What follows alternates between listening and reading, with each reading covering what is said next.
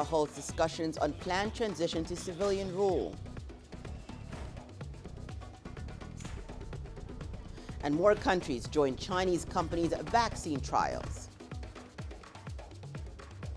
Hello and welcome. You're watching Africa Live. We're coming to you live from Nairobi. I'm Hannah Viviers. Here are more stories making headlines this hour.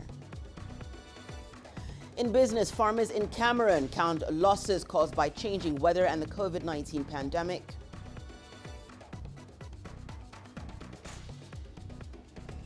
And in your sport, we take a look at how the pandemic has changed the face of superbike racing in Kenya. Well, let's begin in Mali, where the country's military government has begun talks with opposition groups on its promised transition to civilian rule. Last month, Malian military leaders overthrew former President Ibrahim Boubacar Keïta. They pledged to step down after an undefined transition period. France has since urged a swift transfer of power to civilian rule due to worries that the crisis could affect other states in that region.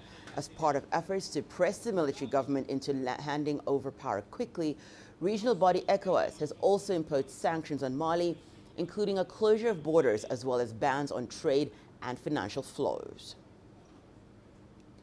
Well, for the latest on the situation, we're now joined by Mamadou Tapeli, a journalist who is based in Mali's capital, Bamako. Mamadou, thank you so much for joining us. What is the current status of the transitional talks in Mali? Thank you very much. The transition is started already. The transitional talk started already last Saturday from 11 o'clock up to 10 o'clock in the evening, because the aim is to put up some stakes of some stakes of the new transition to see how there is 3 points, which is the stake of the transition. And second point is about the architectural and the body of the transition. And the third point was to discuss about the charter of the transition. Those are the 3 points where it's been decided.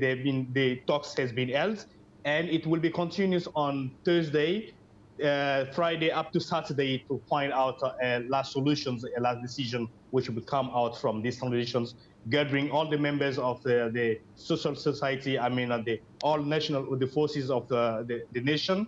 But the points to note it on these talks is the not attended part of the CMA.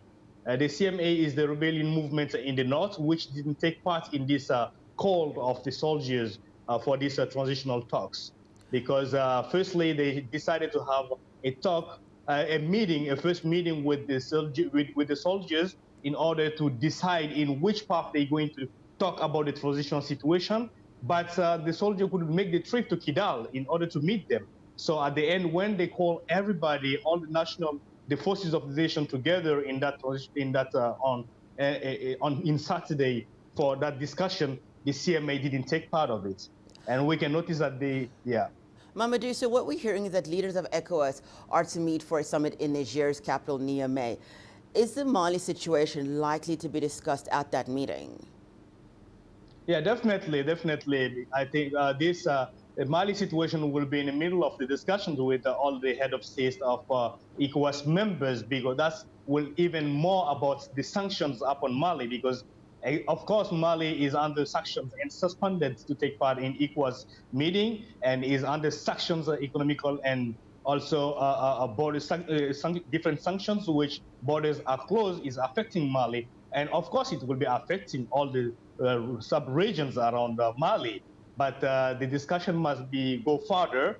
But the question still remain on the situations of the leader of the transition and the time period of the transition, which ECOWAS is definitely maintaining 1 year, but the Malian and the soldiers, there's a lot of discussion on that matter, because one side of the populations are deciding to have 18 months. Some people are talking also on 1 year discussions about this transitional period. So still the discussions are going on.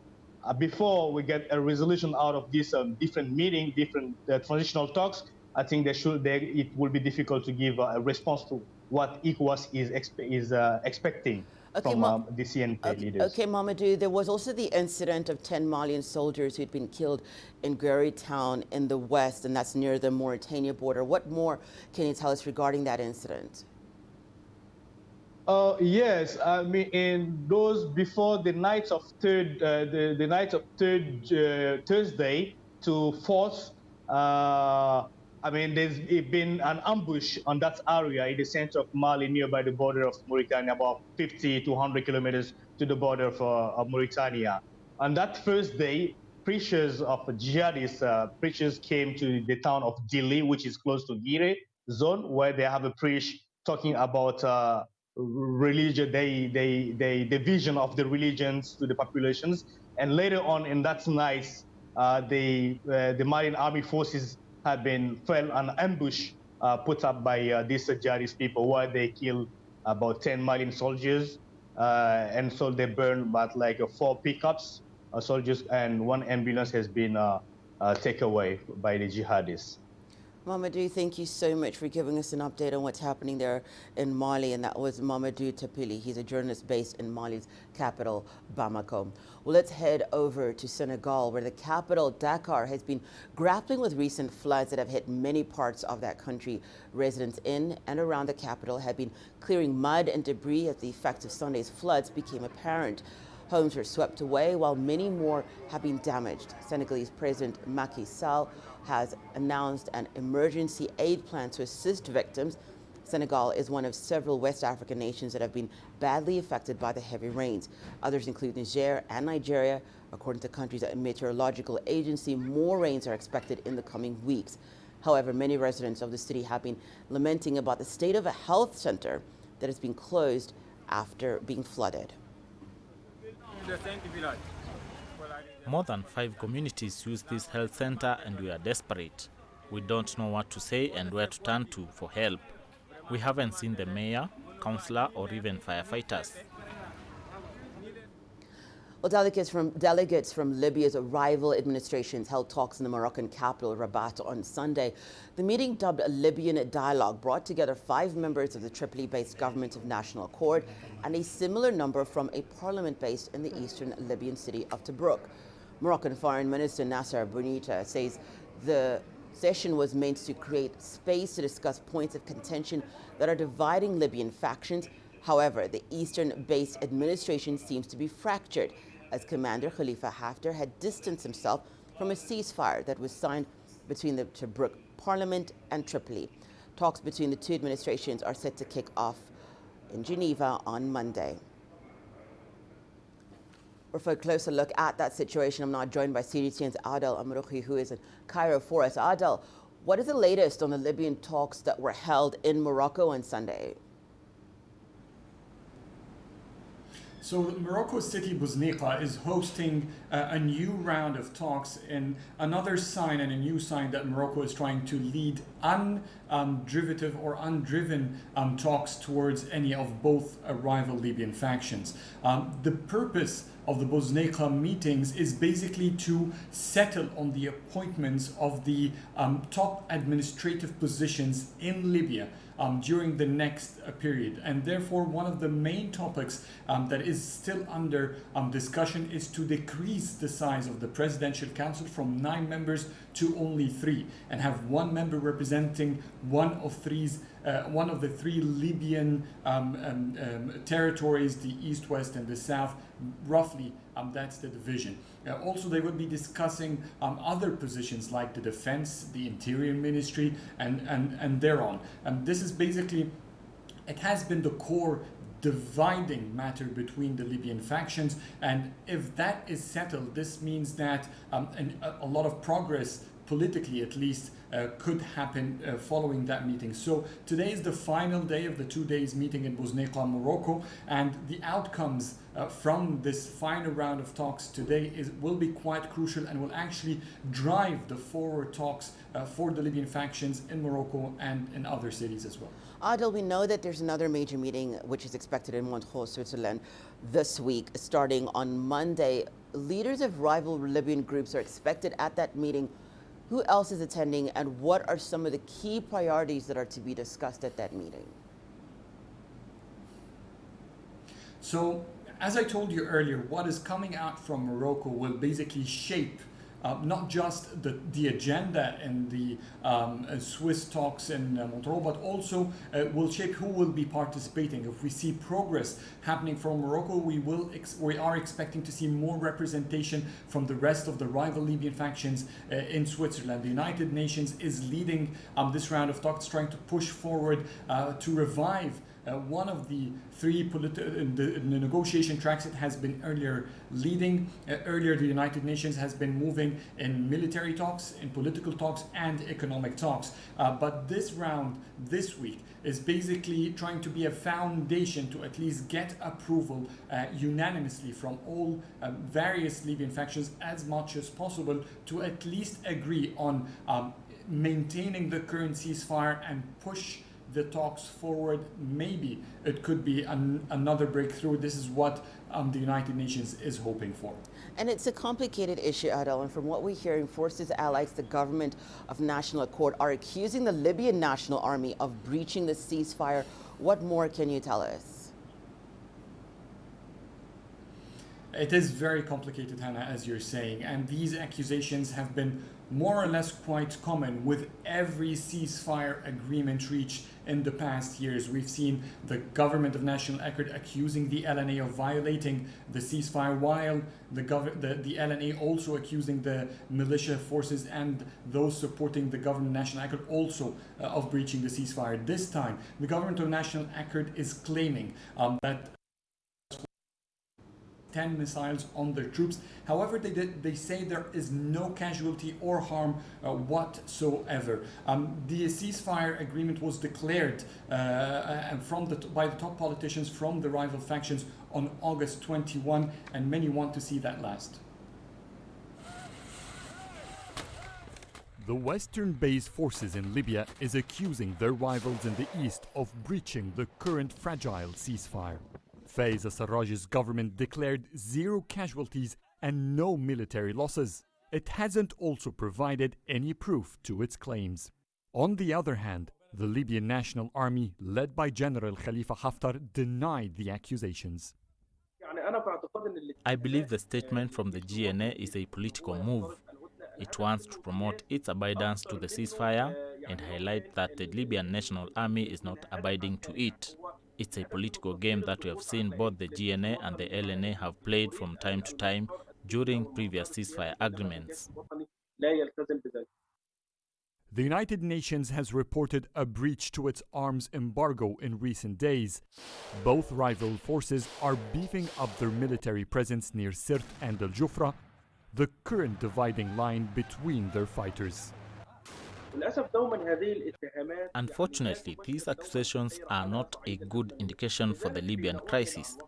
The ceasefire's success relies mainly on the abidance of the militias on the ground. They are the powers in control of the battles, and they move based on their own interests rather than following their governments.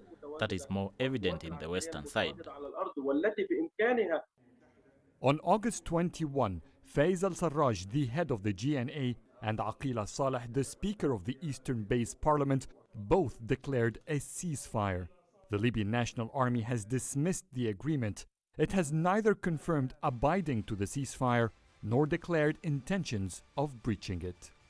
Adel Mahroui, CGTN, Cairo. So before this final round of ceasefire that is more or less maintained despite the accusation from both sides, there have been previous ceasefire agreements all over the year. Let's have a look about the timeline of these, the key steps of them and what preceded them, which was usually international talks hosted by international powers across the globe. Here is a look at some of the timelines of efforts to restore peace in Libya and developments that shaped the talks. In September 2016, Khalifa Haftar declares offensive to control the oil fields. In May 2017, UAE declares a ceasefire and reports political progress between Sarraj and Haftar. By July 2017, in the French La Celle Saint-Claude, Macron announces agreement on general elections. In May 2018 in Paris, all Libyan factions renew commitment to hold elections. By November 2018, Division leads to failure of the Palermo talks in Italy, Haftar boycotts, and Turkey withdraws. In February 2019, Abu Dhabi manages to bring Haftar and Sarraj in one room once again. In March 2019, the UN mission in Libya calls for a national dialogue in Libya, but also fails. In April 2019, Haftar declares his troops are marching to take over Tripoli. In January 2020, Turkey deploys forces to back Sarraj. In the same month, Russia and Turkey announce ceasefire before the Berlin-Libya conference. Then, the government National Accord forces backed by Turkey push LNA all the way back from Tripoli to Sirte. In August, Egypt threatens military intervention in Libya. El-Sisi sets Sirte and Al-Jufra as territorial red line. In August 21, Sarraj and the eastern-based parliament declare the current ceasefire. So both rival parties are standing on that dividing line of Sirte and Al-Jufra. However, the UN has warned that both parties are still getting ammunition and arms. They're beefing up their military presence in what seems to be an arms built up in preparation for another war. However, many analysts believe that the success of this current ceasefire could really create hope and create a new round of, or at least a breakthrough for the Libyan crisis. I earlier spoke with Shadi El-Sharif, researcher in the Middle East and European Affairs. He's in the European African Center for Research. I started by asking him if there are any alternative options for the Libyans to reach peace without a ceasefire. Without a ceasefire, what other options are there for the Libyans to find peace? Well, I think there is no other alternative than the political solution for the Libyan case, a political solution that integrates all the Libyan factions and all the Libyan people. And there has to be a ceasefire agreement that guarantee the peaceful environment for such negotiations and for reaching a common ground. So I think the alternative solution for the Libyan case will be the same solution that the whole international community is calling for, which is a political solution. Other than a political solution, you will find Libya, as many other cases in the region now, that are falling in disasters. How and when are Libyans going to find or reach peace? Libya has been known for a diverse community and a diverse actors. So the process of getting those factions together is taking time. However, it's the only way to reach these agreements, or to reach the agreement that we're actually wishing for. And this actually a peaceful agreement that should be sustainable than other agreements before. And when this is actually unpredictable right now. And I think it would be, unless we don't have any violations to the current ceasefire agreement, or as you said, without any confirmation of such accusations for the violations, so we have a peaceful environment, and that's the first beginning, the first start for the peace process. So we can then predict, the timeline for the peace process. Do you think there is hope from what we're seeing right now? I think there is a hope, and I think also that hope is growing. But I think without, the international community stands away from the Libyan case and not supporting one faction over the other, then we can say that there is a hope for a peace process. So I think you should make sure that other people in Libya are, going to the agreement process actually, and not to get more weapons or get more ammunitions. So here we are. Two sides in Libya are amassing arms in a war that can break at any moment. Many are trying to push for the ceasefire to last, hoping that this can build trust and build another progressive round of talks in Morocco, in Switzerland, all over the globe for those who are keen to find a peace in Libya. But the question, Hannah, remains, are the Libyan factions willing to shake hands and sit on the table or not? Thank you so much for that very comprehensive reporting, Adel Merhi, joining us live from Egypt there. Well, let's now take a short break and return. More news making headlines, including more countries join Chinese companies' vaccine trials.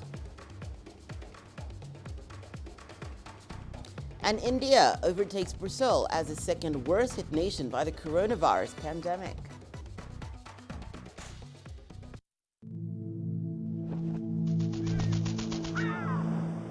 How will your world change today? What happens here? What happens there? Or what you make happen for yourself? If it matters to you, it matters to us too. Your stories are the stories that need to be told. Africa Live. Find your voice.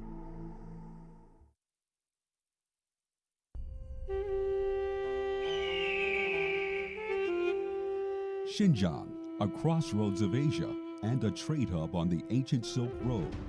A sixth of China's territory, it's now home to 25 million people of different ethnicities. In this series, CGTN explores the length and breadth of this geographically and ethnically diverse region. For 4 weeks, we'll bring our 5,000-mile journey to you live. Join us as we travel through history, document modern-day Xinjiang, and reveal its natural beauty and discover what makes the region so distinctive. Amazing Xinjiang on CGTN.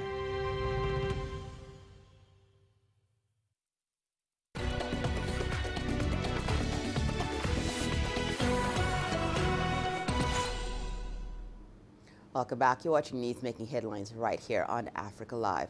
Well, China is stepping up efforts in the global race to develop a coronavirus vaccine. The national biotech group and Sinovac say 4 more countries have agreed to run late-stage trials of their vaccine candidates. Serbia and Pakistan will take part in phase 3 trials of the C and BG vaccines, while Sinovac's vaccine candidate will be trialed in Brazil and Indonesia. CNBG says phase 3 trials have begun in about 10 countries, including the UAE, Bahrain, Peru, and Argentina. They're expected to involve 50,000 people. Phase 3 clinical trials usually require thousands of people to verify the safety and effectiveness of vaccines. They're key to their market approval. Well, it's been a week since Hong Kong launched its voluntary mass testing program. CGTN's Zhu Dan filed this report from one of the community testing centers.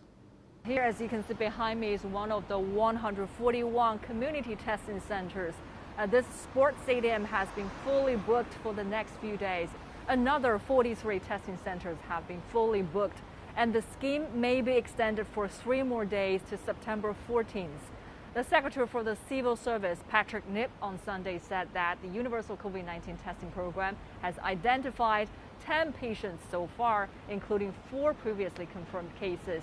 He said around 1.08 million people have signed up for the community-wide testing scheme, with more than 860,000 people have had their test samples taken already.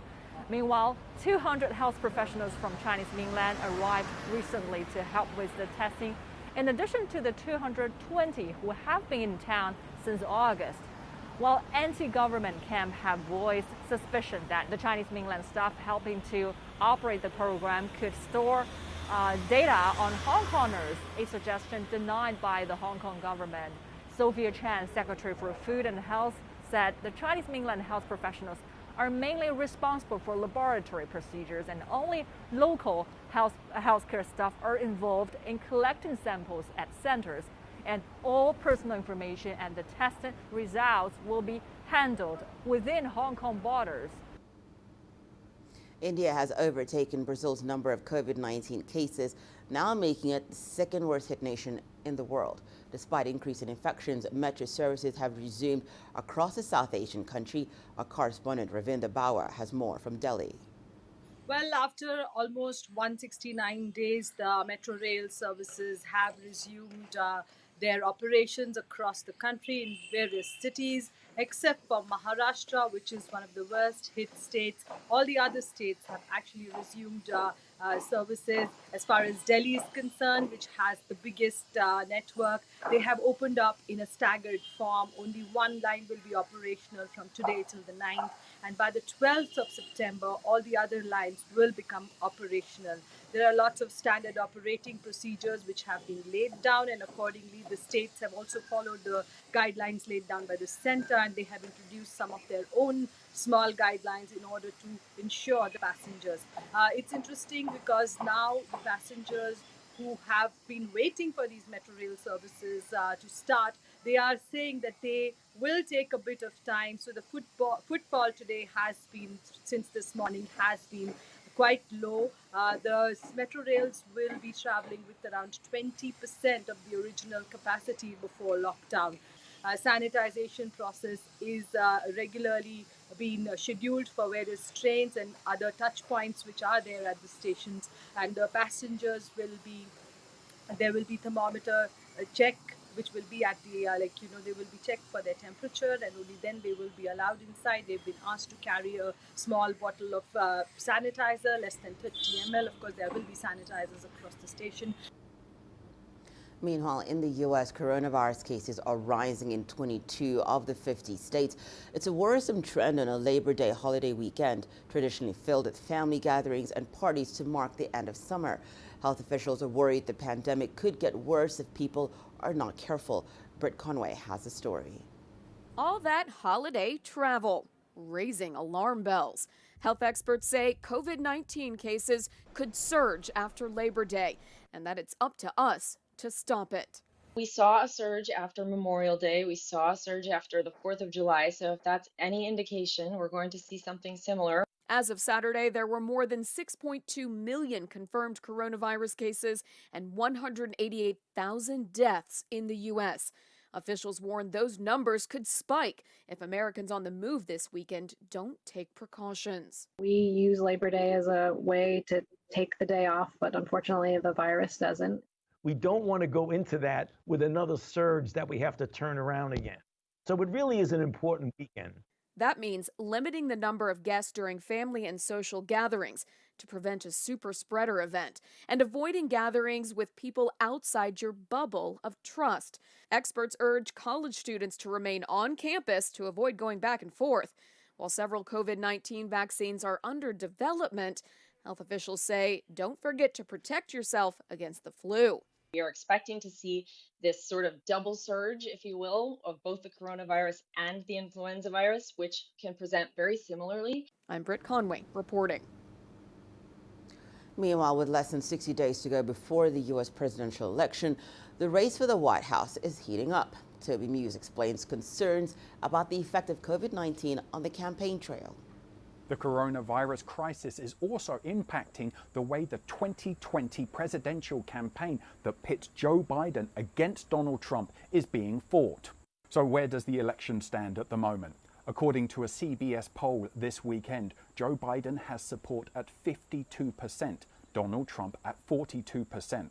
The poll comes after a week or so of senior Democrats openly worrying that Donald Trump's message of law and order was resounding with voters. There's so far been little evidence that Donald Trump is narrowing the gap with Joe Biden the way he needs to be, given that we're less than 2 months out from the election. Analysts are also starting to wonder about when we'll get the actual real result for November's election. That's because of a huge surge in interest in voting by mail, given the coronavirus crisis. Senior Republican Ben Ginsberg described the problem this way. What's different about 2020 is the onslaught of absentee ballots and the number of states that have extended the deadline for when those ballots can come in. Postmarked on Election Day, but when they can come in. That's putting a huge amount of faith in the Postal Service to deliver the ballots. Polls say that Democrats are much more likely to try to vote via the mail system. That could give a distorted view of the election results on election night. One Democrat think tank called it a red mirage and worried that President Trump could prematurely declare victory. The Democrat Party is now urging those who can vote in person to make sure that they do, to ensure that their votes come in early. If weeks go by and no clear winner is declared, it could set the stage for a chaotic November. Toby Muse reporting for CGTN, Washington. Well, your business news is coming up after the break. Here's what you can expect. Farmers in Cameroon count losses caused by changing weather and the COVID-19 pandemic. And Kenyans embrace an app that meets their medical needs while at home. Africa is the nexus of enterprise, and global business will tell you why it matters. From the mega investment projects to multi-billion-dollar mergers and acquisitions. Africa today collects, just in terms of revenues from taxes alone, $545 billion a year. If you take 10% of that and you devote it to the energy sector, problem solved. All this on Global Business, weekdays at this time on CGTN.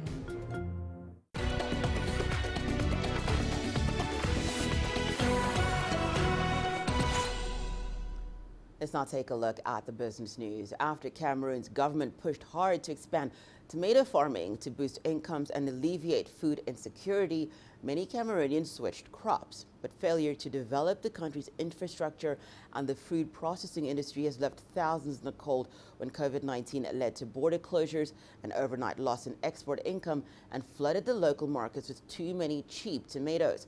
CGTN's Muhammad Abubakar has that story. Dorcas Anjuk is used to good years.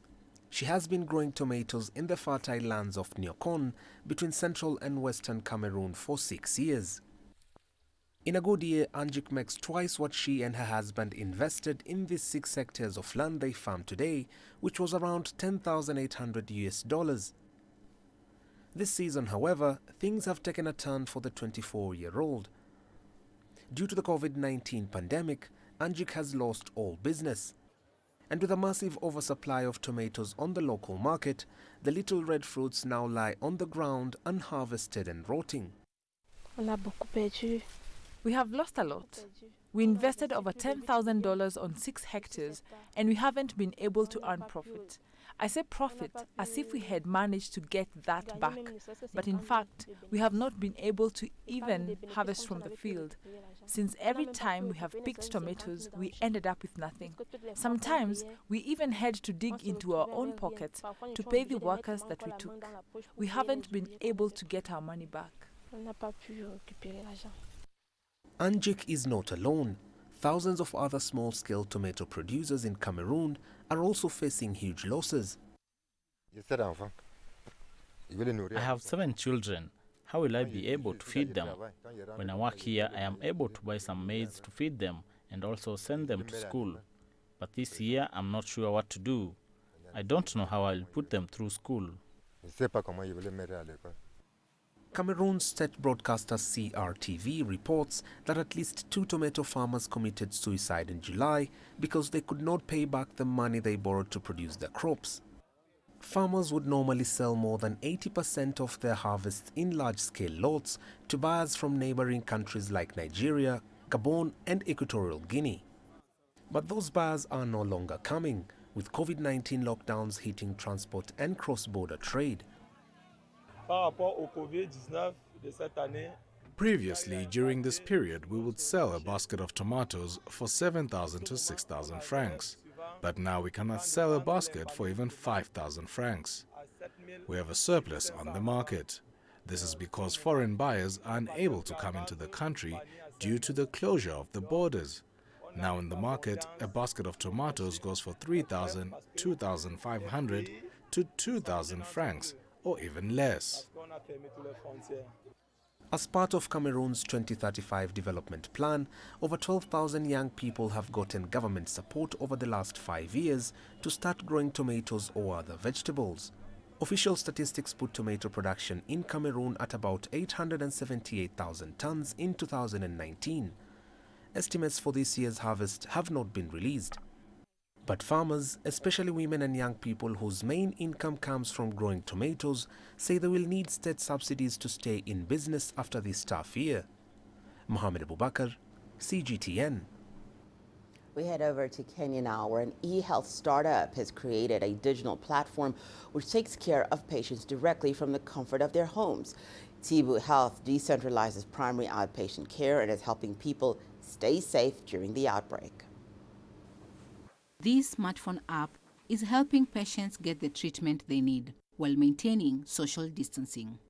From $10 for a consultation fee, they can receive the services of a doctor within 20 to 30 minutes after request. It gives me an opportunity to avoid the risk of going to the hospital and making long queues, remembering that my age is that risky age where we are not supposed to go where there are so many people, and therefore I find it very, very convenient for me and to avoid getting these COVID.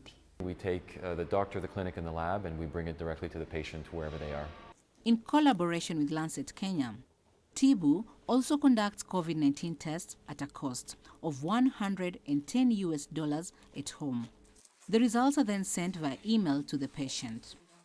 The platform is particularly relevant during the coronavirus pandemic, a time when many vulnerable people would prefer to stay at their homes and avoid hospitals. So in this time of the COVID pandemic, there's 50 to 60% decrease in visits to clinics and hospitals. So we're a strategic solution where we are able to deliver the healthcare services to people and keep them out of those locations. And they're worried to go to those locations for exposure to COVID, so they prefer to stay home and safe. Launched in May, patients can request medical assistance, after which they get paired up with the closest doctor. The medical practitioner then heads to their homes, depending on the level of urgency. For us, it's extremely relevant that we can bring the healthcare services to the patient, keep them safe, keep them comfy at home. It's very private. All of the data that is collected is encrypted. It's not stored on the patient's phone. It all gets shot up to our servers. So now the patients have access to all of their medical records on demand, which is an extremely powerful follow-up tool in the healthcare continuum. The app currently has 2,300 users within Nairobi, as Kenyans continue to embrace technology in the healthcare industry. Chao Muhono, CGTN. To Zimbabwe now, where a farmer has ventured into growing blueberries on the outskirts of Harare. Let's take a look. Laweta Farm grows 4 varieties of blueberries under special Zimbabwean conditions. The new genetics are grown using substrate in pots.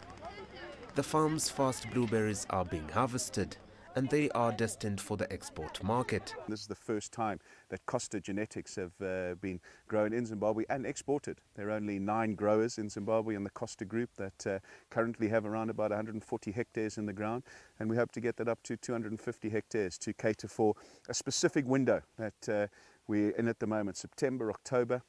That's when the European market is short of berries, and that's where we fit in as Zimbabwe to supply the European Union and the Middle East in this particular period with berries that they want. So the signs are good. The growing conditions are ideal here in Zimbabwe.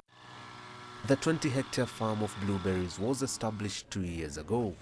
Already, there is an insatiable appetite for berries, particularly from Zimbabwe. Owners are looking into expanding the operation to 50 hectares by 2021. The onset of the COVID crisis, we did have some challenges insofar as freight was concerned, availability of freight, the cost of freight, because there were a lot of people wanting to try and get different produce to market that had used different channels, so had used passenger planes. Now they were trying to use freighters and putting pressure on the freighter market. So there were challenges initially, but that sort of resolved itself now, and a lot of countries have opened up again. So we're finding at the moment that from here to farm to the airport, we can send our product any time of day, 24 hours a day. There'll be receivers there at the airport to make sure that it's handled properly, that the temperatures are right, and that it gets on the aeroplane in tip-top condition. Currently, the project has 170 employees.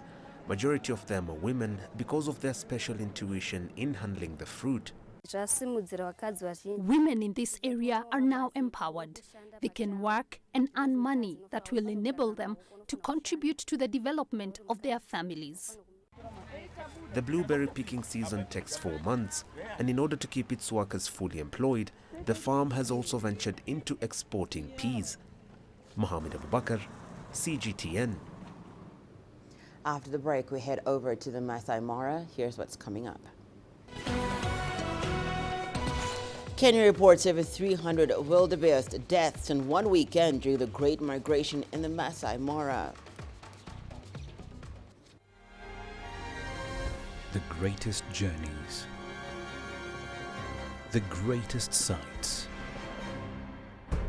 the greatest adventures. Here in Tanater, this weir allows the locals to walk on water. We're far more than just TV news. We're your passport to the wonders of Africa. To bring you stories of struggle, survival and hope.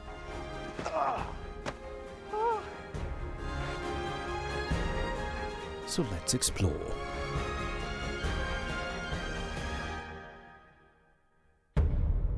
CGTN. See the difference.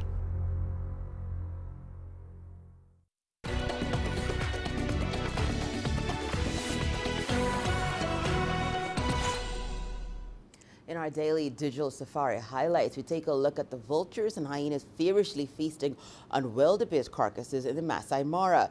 Also, the new Zulu female leopard is snacking on her impala kill to keep her energy levels up for the day ahead. Yesterday on CGTN's digital safari. As the sun rose, a multitude of animals were out looking for a breakfast feast.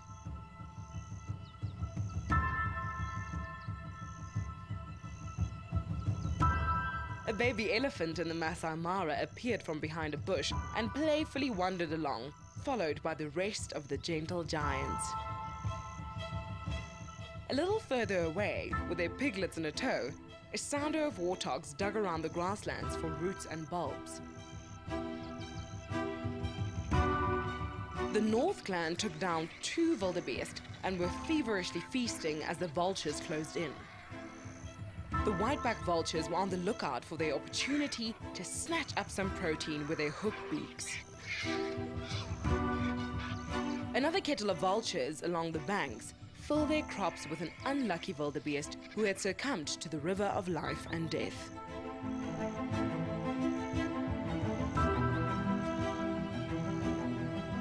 The red-billed hornbills in Pridelands were following the trend of finding breakfast as the dawn chorus began.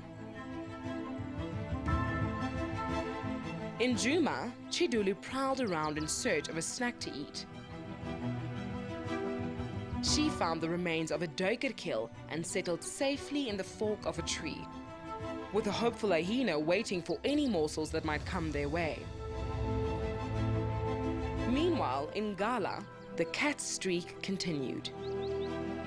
We found the new Zulu female leopard safely perched in a tree with her impala kill, feeding now and then to keep her energy levels up for the day ahead.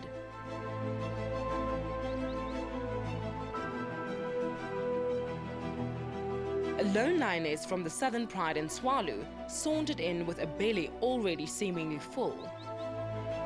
She found a shady spot to digest her food and only then called out to the rest of her pride.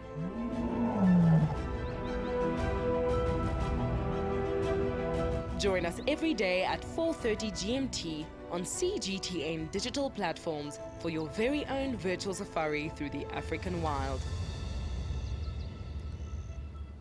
Well, every year during the Great Migration in the Masai Mara, animals die in their droves as they cross the Mara River. This year, though, has seen an unusually high death toll, with park authorities reporting the deaths of over 300 wildebeest over one weekend alone. CGTN's Wilkas Anyawa tells us more. It's a tale as old as time, a phenomenon that needs no prompting. The Great Wildebeest Migration is one of the most phenomenal natural spectacles in the world. Every year, from late June to September, the Mara welcomes the great migration of thousands of wildebeest, zebras, gazelles, elands and impalas from the Serengeti in Tanzania to Masai Mara in Kenya. They migrate throughout the year, constantly seeking fresh grazing land. The Mara River crossing is considered the climax of the migration period. The year 2020 has, however, been an unusual year even in conservation circles. For this year, I think it has been interesting because of the issue of COVID. There is less visitation because of restricted movement, and so you'll realize that the migration is a bit good this time because of less disturbance. On the last Sunday of August, conservationists reported that during one such crossing, over 300 wildebeest had been trampled over in a stampede. Such stampedes are not uncommon, neither are crocodile attacks. They are nature's way of balancing the environment so that it can accommodate the animals. These are ungulates that are so many numbers. The carnivores cannot be able to regulate their numbers.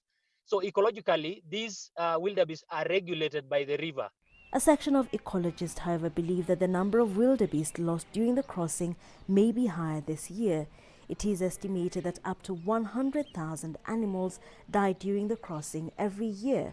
This year, a number of factors could contribute to the loss of more animals. It would be right to assume that the numbers can be a bit higher this year.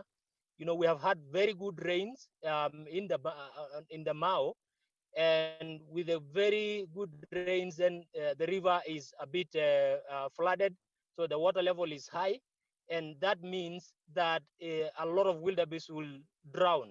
But there isn't data to show exactly how many wildebeest may have died in this year's crossing. Conservationists see the disruption as an opportunity to re-strategize and step up conservation efforts.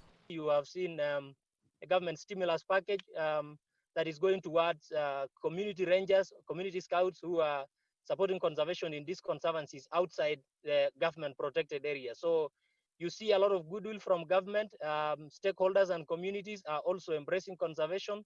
So there is a brighter future for conservation in the Maraland.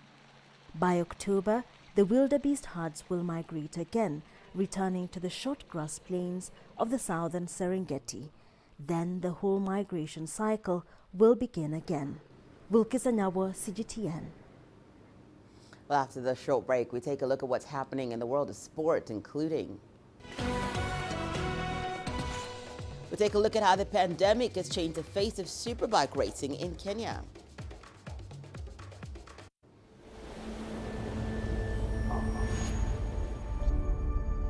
How would you create your legend? On the fields, on the tracks, in the arenas of Africa. Were you born to be a player? Could this moment be yours?